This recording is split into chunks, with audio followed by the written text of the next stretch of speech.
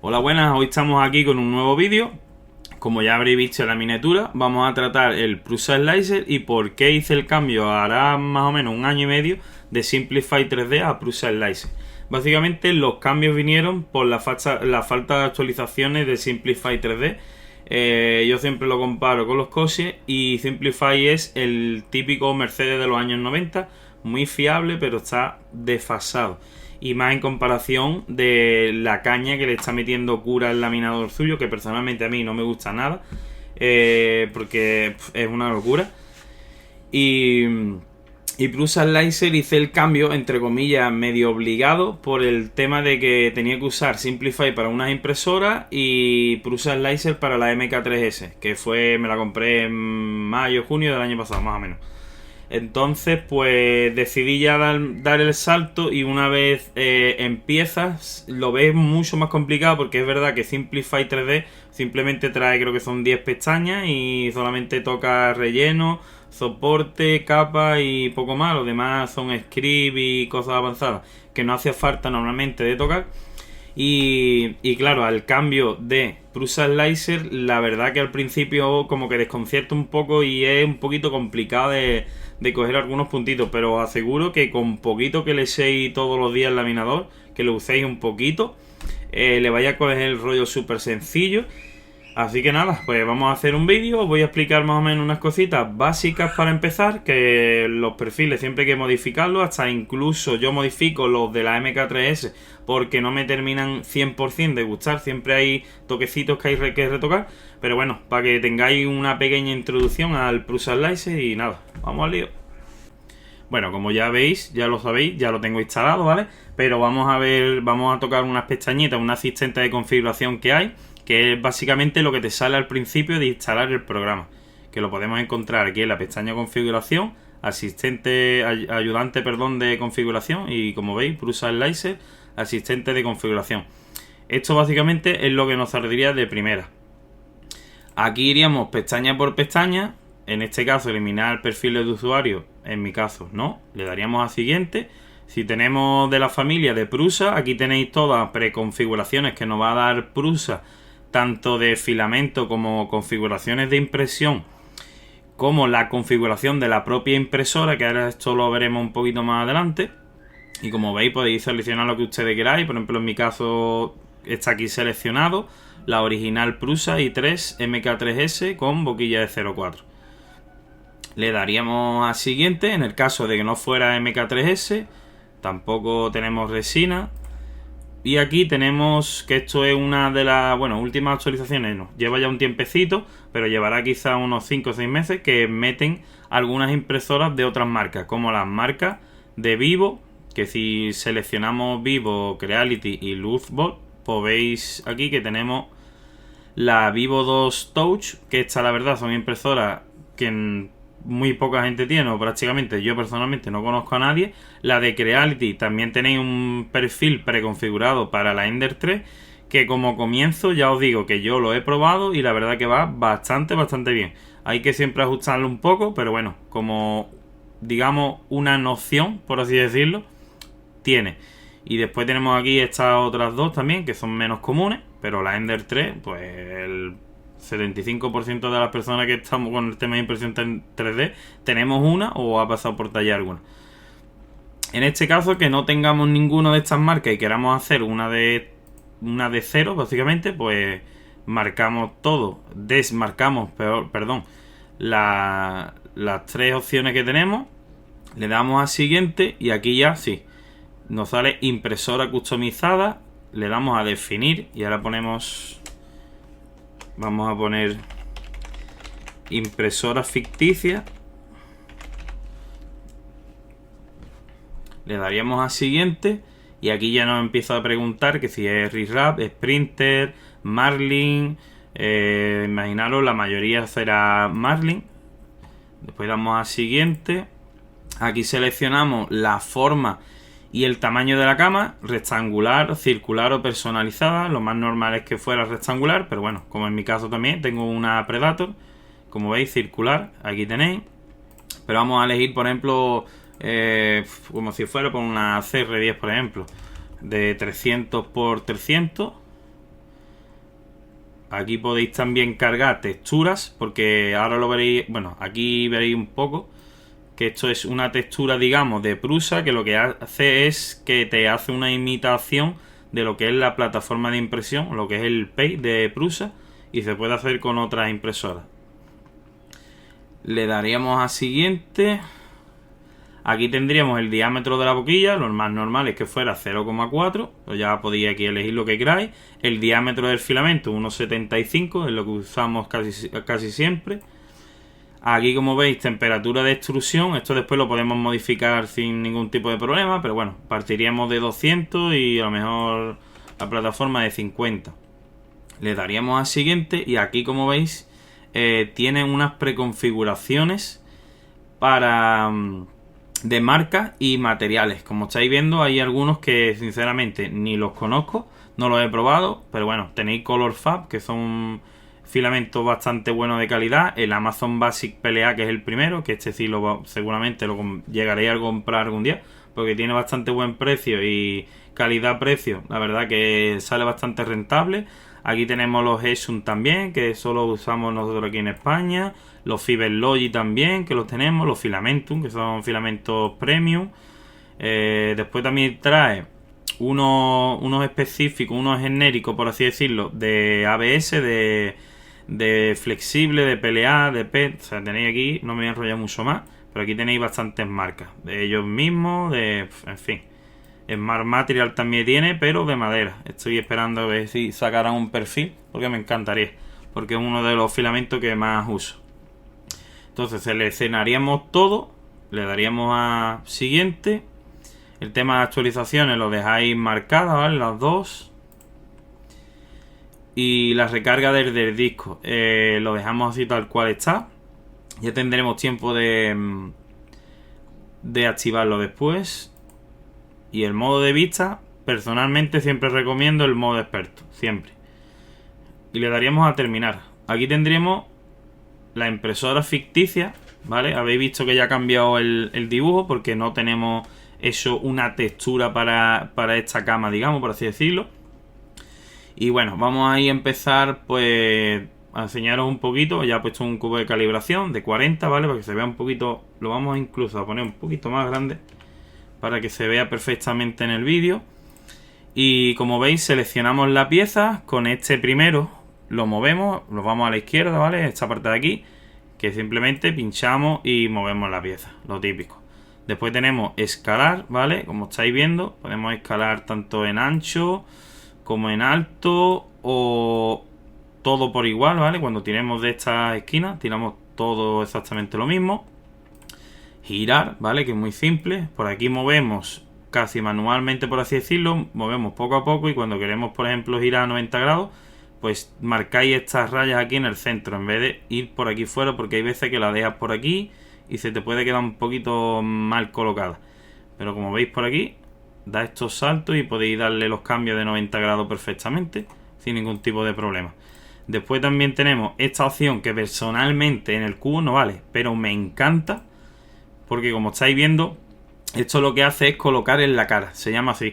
Pues básicamente es, imaginaros que vamos a girar la pieza, que no fuera un cubo de calibración, que fuera una pieza con una forma un poco extraña y que al abrir el STL nos saliera así. Así pues lo que hacemos, en vez de estar, digamos, haciendo esto poquito a poco y que se nos pueda quedar la pieza de una manera un poco exagerada, así levantada, que esto no, personalmente no me ha pasado tan exagerado, pero sí me ha pasado quizás de no haberme dado cuenta así. Y como veis tiene un pequeño hueco por ahí y por aquí justo, ¿veis? Y después por ahí tenemos problemas. ¿Cómo solucionamos esto? Pues con colocar en la cara. ¿Qué hacemos? Que le damos aquí y como estáis viendo nos coloca perfectamente la cara que queramos, totalmente recta a la base. Lo vamos a ver por aquí, ¿veis?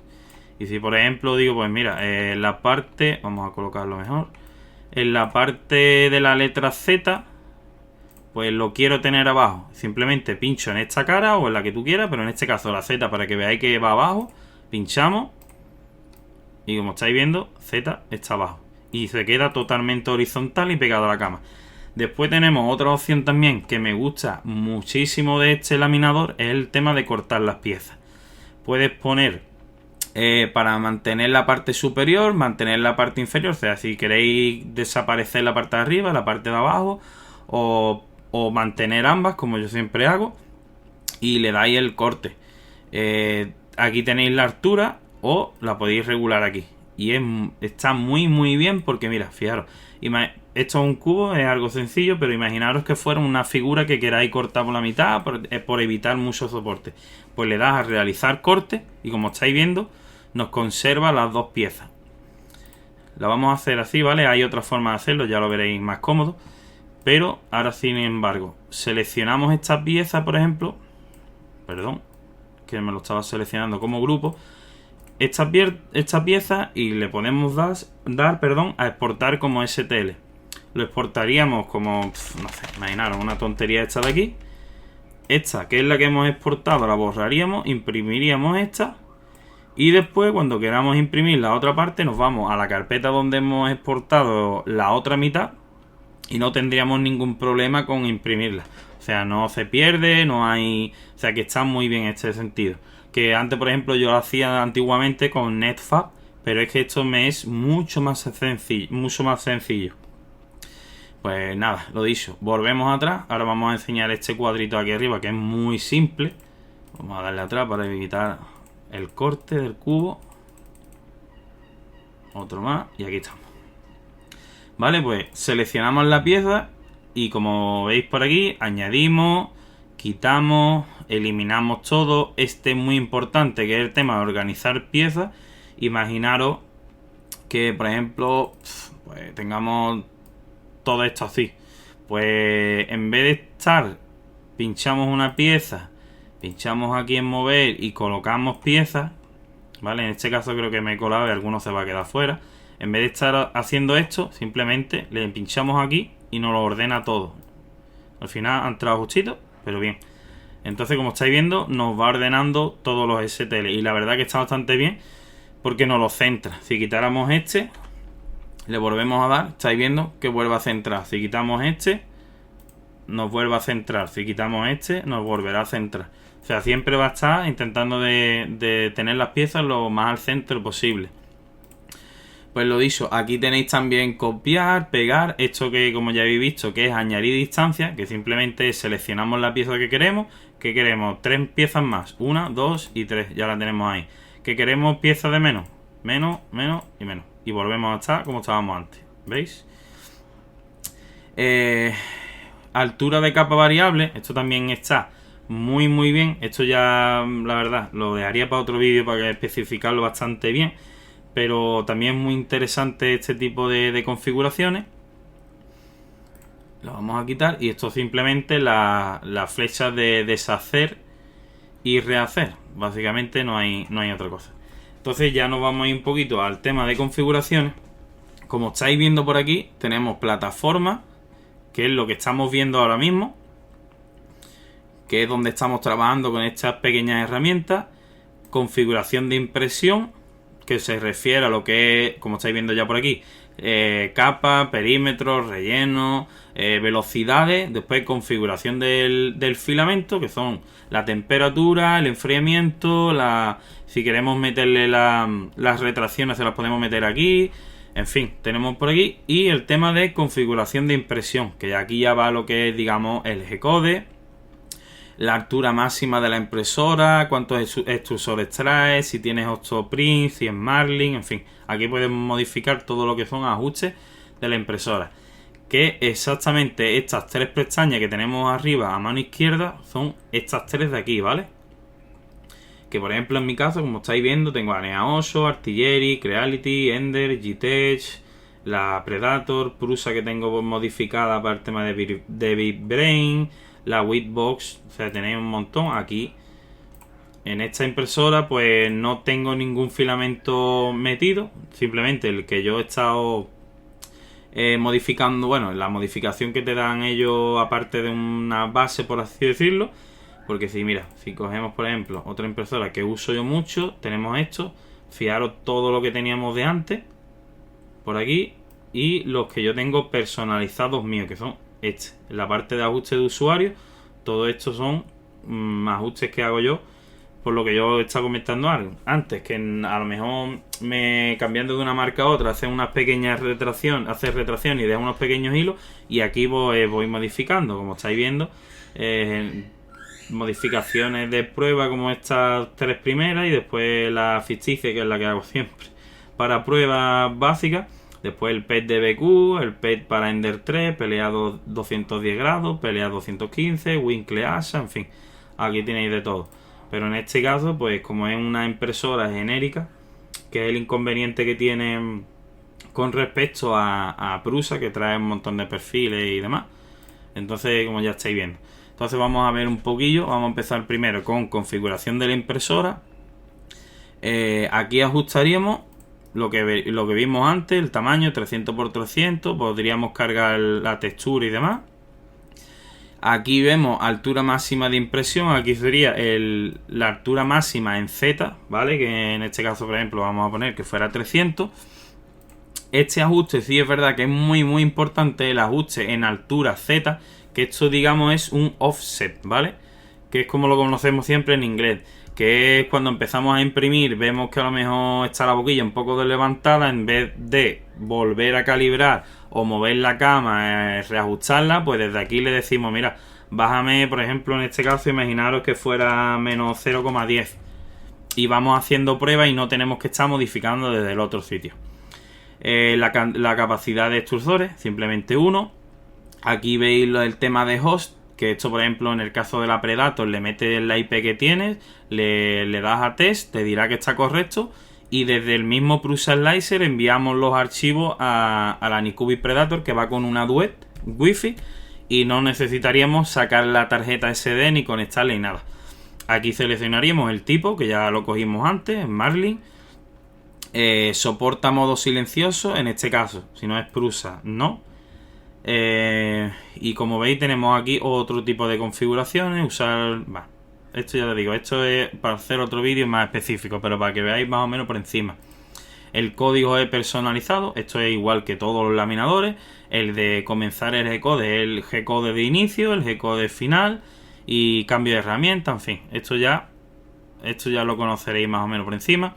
Aquí tenéis los límites de la impresora, las aceleraciones máximas, los G, los avances mínimos, avances máximos, el tipo de velocidad. El extrusor 1, volvemos otra vez a lo mismo, el tamaño de la boquilla, por eso antes no era muy importante de poner todos los datos bien, porque lo tenemos aquí. Esta opción también me gusta bastante de Prusa Slicer, y es el tema de la limitación en la altura de la capa. Podemos decirle mínimo de 0,7 y un máximo, por ejemplo, vaquilla de 0,4, pues de 0,24, que sería el tope. Que yo nunca, la vaquilla de 0,4 nunca la llevo a 0,24. Pero bueno, se podría.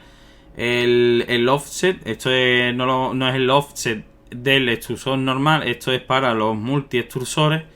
Aquí estaríamos calculando la retracción de la impresora, lo podemos hacer por aquí, por configuración de la impresora directamente, o sea, meteríamos cualquier filamento y nos haría este tipo de retracciones, lo que pongamos aquí, o lo podemos hacer por el filamento. Personalmente, para la Prusa MK3 me gusta más esta forma, porque poquitas veces me falla.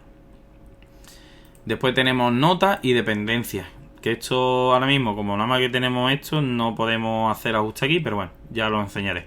Entonces, como líneas generales, eso sería algo básico. Nos vamos a la otra pestaña, que sería configuración del filamento. Aquí le podemos poner un color, que simplemente el color es para cuando nos vengamos aquí, como estáis viendo, poderlo identificar rápidamente. Esto simplemente no tiene valor ninguno. A mí personalmente yo no lo modifico. Diámetro, multiplicador de extrusión.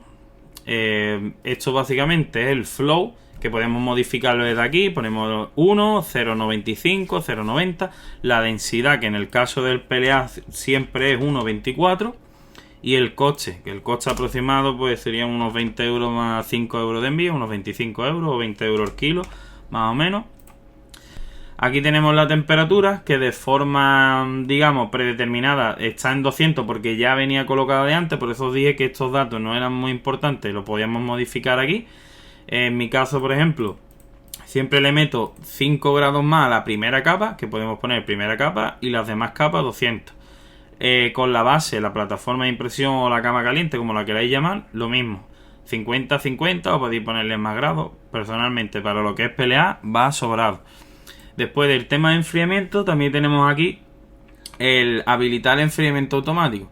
Esto significa que el Prusa Slicer, explicándolo a grosso modo, cuando detecta que hay capas que son por debajo de un tiempo determinado, que en este caso, como viene ya marcado ahí, son menos de 5 segundos más o menos, pues lo que hace es que activa el ventilador al 100%, para evitar que, digamos, las capas se puedan aplastar unas con otras.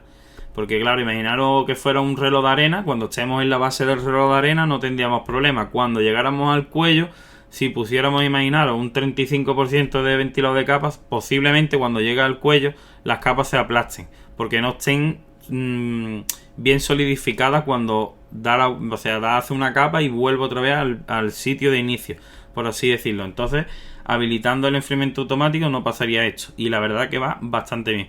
Después tenemos la opción de mantener el ventilador siempre encendido, que personalmente para pelear es lo que me gusta. Aquí podemos modificar la velocidad del ventilador, el de capa, ¿vale? Esto está muy bajo para mi gusto. Yo personalmente lo llevo normalmente, dependiendo qué impresora, pero entre el 75 y el 90, porque no me gusta tampoco llevar este tipo de ventilador al 100%, porque zumban muchísimo. La velocidad del ventilador de capa en los puentes, aquí sí al 100%, porque en los puentes es necesario tener el ventilador de capa bastante alto. Y desactivar ventilador para la primera, se refiere a las 3 primeras capas. Cuando imprimimos la primera capa, la segunda y la tercera, para ayudar a que tengamos una buena adhesión sobre la plataforma de impresión, pues podemos desactivar durante X capas el ventilador de capa, básicamente. Entonces, en este caso yo con una me sobra para pelear. Y aquí tenemos umbrales de enfriamiento, que esto ya os digo, esto ya no nos vamos a meter tanto, porque no se va a ir muchísimo tiempo. Aquí vemos las propiedades del filamento, le decimos que es PLA, materiales solubles, claramente le decimos que no. Estos son ya cosas de purga, velocidades de carga e inicio, y en principio lo dejaría así. Anulaciones de filamento, esto es lo que os comenté antes. Si queréis podéis marcar aquí, para que, por ejemplo, imaginaros, si usáis BQ, pues tenemos un largo, quiero levantar tanto y quiero una velocidad de retracción de tanto. Para el BQ, le ponemos el nombre BQ, que no lo queremos, que es otra cosa, que es Winkle, ponemos Winkle y lo marcamos aquí. Entonces, cuando usemos ese filamento con otra impresora, las retracciones se van a mantener en la configuración del filamento, no de la impresora. Códigos personalizados, esto nada, notas y dependencias. La dependencia lo voy a explicar un poco por encima. Digamos, es para casar, por así decirlo, una configuración de filamento a una impresora. Que esto, por ejemplo, lo que tendríamos es impresoras compatibles, todo. Esto significa que si yo, por ejemplo, ahora voy a Prusa MK3S, este perfil de configuración de impresora ficticia, como le hemos puesto, pero imaginaros que fuera, no sé, vamos a ponerle, por ejemplo, este filamento que fuera Winkle, lo vamos a hacer así para no tener lío después con mi configuración. Lo puedo elegir con Prusa, con la Nycubic Predator que tengo, con una Neaoso, lo puedo seleccionar con lo que quiera, o simplemente lo podemos vincular. Deseleccionamos esta opción, le damos a ajuste y le decimos con qué impresora quiero que este filamento me salga cuando yo elija la impresora. Entonces imaginaros, pues, en la impresora ficticia, que no sé dónde estará, lo vamos a dejar, pero vamos, para que lo entendáis cómo va el tema. El tema de impresora y el tema de perfiles de impresión compatibles. Pues nada, ya hemos terminado con esto, con lo más importante. Vamos a configuración de impresión, que esto sí es bastante importante. Yo creo que es un poco quizás la más fastidiosa, vamos a decirlo así, pero es una de las más importantes, porque hay configuraciones que aquí es donde va a ir básicamente la calidad de la impresión, entre comillas. Pues como veis aquí, altura de capa, en este caso con una boquilla 0.4 no pondríamos esto. Yo, por ejemplo, pondría 0.15. Altura de capa altura de la primera capa, en este caso pondría 0.20, que es lo que siempre recomiendo para boquillas de 0.4, porque nos evita que si ponemos, hay personas, por ejemplo, que imprimen y ponen la primera capa, o sea, a la altura de capa en 0,10 y la primera capa la ponen en 0,10 también. Con esto, ¿qué pasa? Que si la cama tiene una pequeña desviación, pues llegará un momento que no pueda corregir ese fallo, porque imaginaros, en la parte izquierda nos imprima perfecto y cuando llega a la parte derecha, pues rascará un poco la cama. Entonces con esto evitamos que la primera capa es un poco más alta y nos ayude a adherirnos también a la plataforma de impresión. Las carcasas verticales, esto se refiere a los perímetros. Los perímetros, tanto se usa este nombre como en Cura como en Simplify, son perímetros, que son las paredes externas de las piezas. Le damos un mínimo, pues en este caso 3 está bastante bien, y podemos activar el modo vaso. El modo vaso se refiere a que solamente, por ejemplo, para imprimir los típicos jarrones estos en espiral, que solo lleva un perímetro, no lleva relleno, no lleva nada, entonces activaríamos esto. Le damos a que sí y como veis ya me activa un montón de configuración para el modo vaso. Lo vamos a quitar, volvemos otra vez a lo que estábamos antes. Ya nos ha modificado esto. Le dejaríamos 3, que está bastante bien. Después las carcasas horizontales, que lo que se refiere a capas sólidas, las superiores y las inferiores, que son las primeras capas que hacemos en la parte inferior y ya digamos lo que es el cierre en la parte superior. Aquí lo podemos coger por capas. Imaginaros que, por ejemplo, yo personalmente me gusta que tenga bastantes capas, como unas 4 inferiores y unas 4 superiores, dependiendo qué pieza. En mi caso subo las capas superiores a 5 o 6, si por ejemplo son piezas bastante grandes con muy poco relleno, para evitar que después se quede alguna perforación en la parte de arriba o se quede un poco mal, pues le meto alguna más. Y también lo podemos hacer por espesor mínimo de pared. O sea, imaginaros, quiero un mínimo de espesor de pared de 2 milímetros. Pues ya nos aseguramos que la parte superior o la inferior va a tener un mínimo de X milímetros. Que yo en mi caso esto no lo uso. Después tenemos calidad, que tenemos perímetros adicionales si es necesario. Esto siempre dejarlo activado. Asegurar el espesor en las carcasas verticales. Yo no lo tengo activo. Evitar cruzar perímetros tampoco lo tengo activo, pero bueno, esto es cuestión de gusto.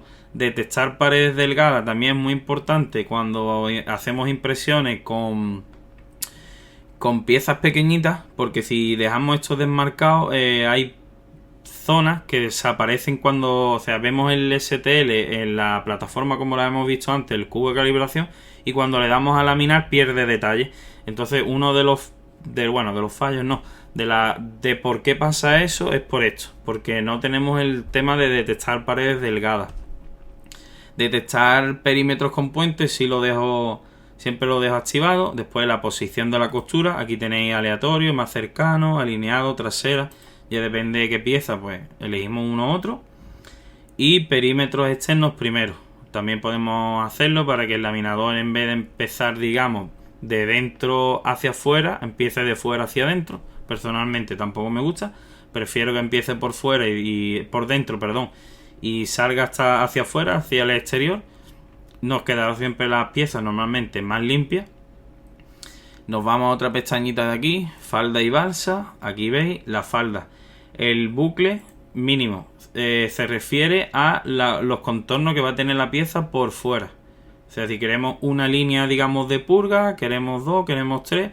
La distancia del objeto, ya lo dice. Si queremos, por ejemplo, imaginad lo que es hacer un brim, lo que es hacer imaginaros que imprimimos una ABS y necesitamos hacer una falda pero pegada a la pieza, pues lo que haremos es poner 0. Y en este caso, ahora lo veréis, vamos a ponerle, por ejemplo, imaginaros que el cubo fuera en ABS, le metemos un bucle de 10, altura de la falda, cuando es PLA con una te sobra, pero en el caso que fuera ABS, por ejemplo, son, imaginaros, pues 3 capas. Vamos aquí, lo vamos a laminar para que veáis lo que os digo.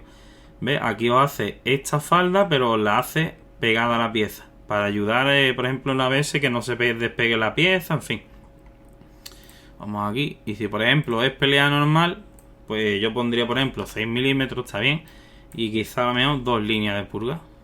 Altura de la falda, una, y vais a ver ahora el cambio que da. ¿Veis? Un par de líneas por aquí.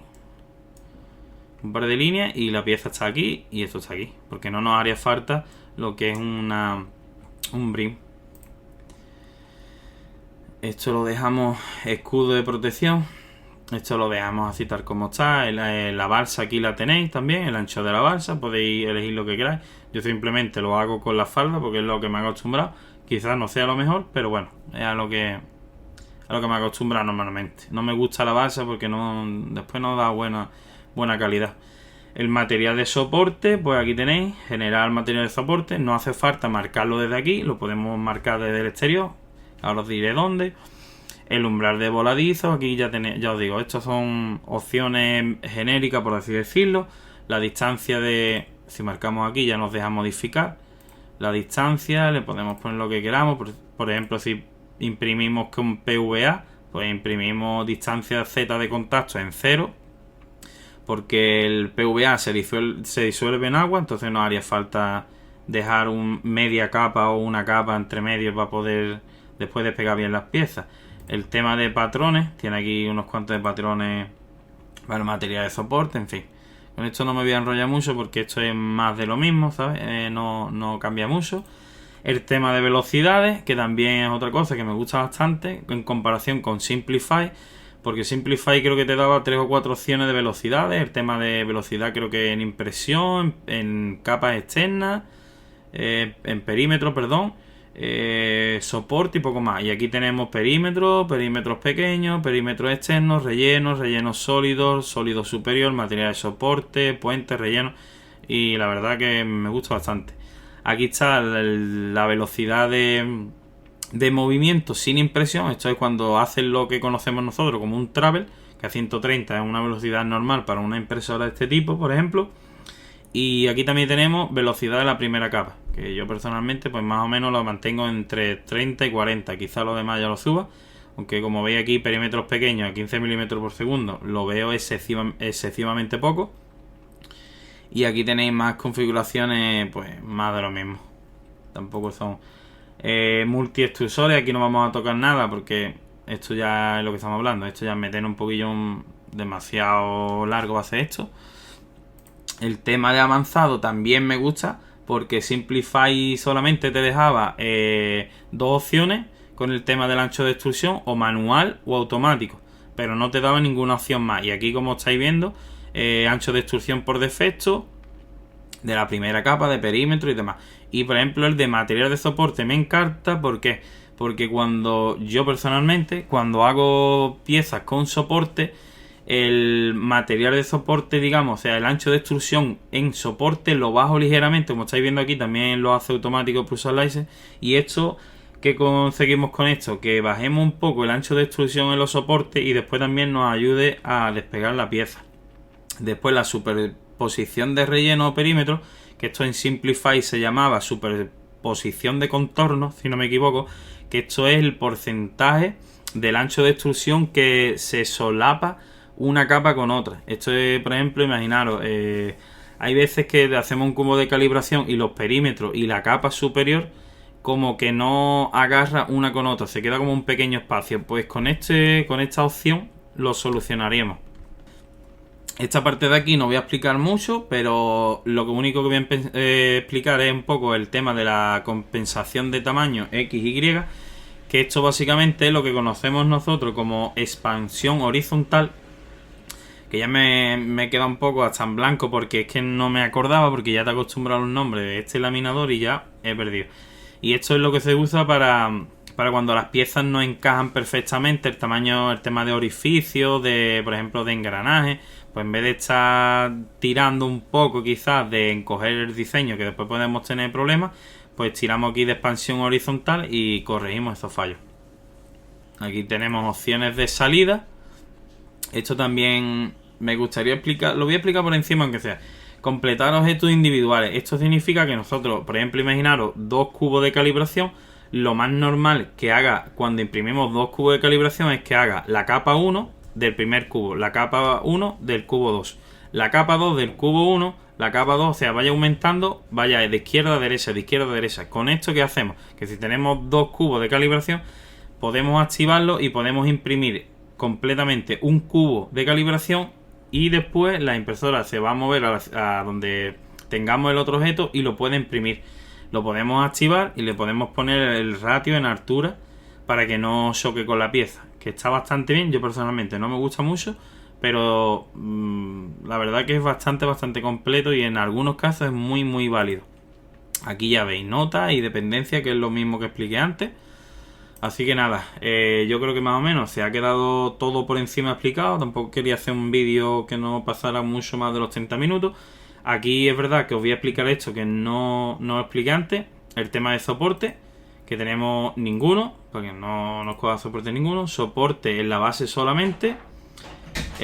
Solo para modificadores de soporte. El Prusa Slicer tiene algunas opciones en las que podemos añadir.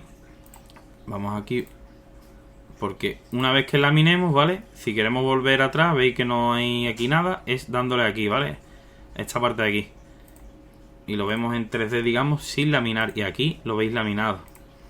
Le damos aquí y ahora pinchamos la pieza y podemos añadir, por ejemplo, refuerzo de soporte. Ponemos una caja y este cuadradito. Pues imaginaros que queremos, lo podemos aumentar de tamaño y decir, pues mira, quiero que me meta un montón de soporte. Perdón que me he equivocado, vayamos a liar hoy. Aquí quiero que me refuerce los soportes en esta parte. Pues le metemos esta caja aquí y ahora me dice soporte solo para modificadores de soporte. Le damos a laminar y como estáis viendo me mete los soportes solo donde está la caja, que es donde yo le he dicho que quiero refuerzo. Como estáis viendo, en ningún otro lado sale soporte, solo ahí. Después ya está en todos los sitios, que es lo que normalmente usamos. Le damos a laminar y nos metería ya aquí. Y aquí nos debería de haber metido, en este caso no nos ha metido, pero bueno. Vale, no nos ha metido porque no he borrado la caja, Dani. Está bien. Ahora sí. Le damos a laminar y aquí veis, nos mete el soporte aquí y nos mete el soporte aquí. Después el tema de relleno lo modificamos desde aquí, no hace falta entrar adentro, modificamos aquí, tenemos aquí esto, pero igualmente le podemos poner números que no hay aquí, por ejemplo un 7, un 24, un 33 y activar la balsa también desde aquí. Y os digo que este programa personalmente me encanta. Sí que es verdad que, como dice Tony Mart, todos los laminadores tienen algo bueno y algo malo, y este no es perfecto. Para mi gusto sí, pero sí que es verdad que si lo comparas con otros, hay otros laminadores como Cura, que tiene el tema del alisado de capas superiores, que está muy bien, pero personalmente no me cunde tener 3 laminadores para imprimir, porque después esto es un caos. Y aquí pues tenemos también algunas cositas como reparar mediante Netfab. En este caso este cubo no trae ningún fallo. En el caso que nos traiga fallo, aquí nos sale un triangulito que le damos al botón secundario y nos pondría reparando con Netfab. Y te salva bastante el culo, si te digo la verdad, porque hay muchas veces que te vas piezas como digo yo, bibliotecas de impresión 3D y vienen con muchísimos fallos, y esto te lo repara automáticamente aquí. Y lo podemos hacer también desde el botón secundario. Y podemos añadir piezas, modificadores, igual que también hemos hecho, que hemos añadido refuerzos, también podemos añadir bloqueo, que lo que hace es que le podemos decir aquí no quiero que me meta soporte. Entonces seleccionaríamos soporte en todos los sitios y añadiríamos un bloqueo donde no queremos, que tenemos para elegir caja, cilindro, una esfera o una rebanada. Después el tema de capas, milímetros, ya te os digo, es que es súper completo. Así que nada, pues me he enrollado un poquito más de la cuenta, se nos va a ir un vídeo casi de 40 minutos, pero bueno, espero que os guste. Y nada, pues lo dicho, si os gusta, un like, compartir y suscribirse. Y nada, hasta luego.